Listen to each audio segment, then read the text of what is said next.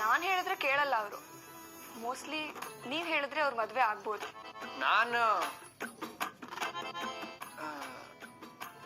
ಬೇಡ. ಈಗೇನು ಮದ್ವೆ ಆದವ್ರೆಲ್ಲ ಖುಷಿಯಾಗಿರ್ತಾರ? ಹಂಗ್ ನೋಡಿದ್ರೆ ನನ್ಗಿಂತ ನಿಮ್ ಚಿಕ್ಕಪ್ಪನೇ ಲಕ್ಕಿ ಫಲ.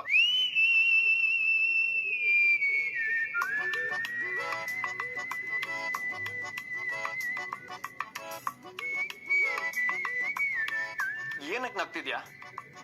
ಏನಿಲ್ಲ. ಅದ್ಯಾಕ್ ನೀನ್ ಪದೇ ಪದೇ ಹಂಗ್ ನೋಡ್ತೀಯಾ? ಏನಿಲ್ಲ.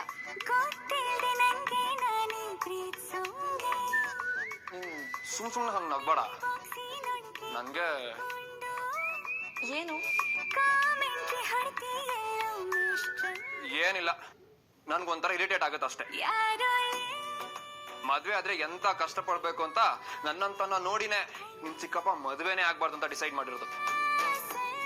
ಸುಖ ಪುರುಷ ಅವರು, ಸುಖ ಪುರುಷ. ನಮ್ ಕಷ್ಟನ ಯಾರಿಗೆ ಹೇಳ್ಕೊಳ್ಳೋಣ?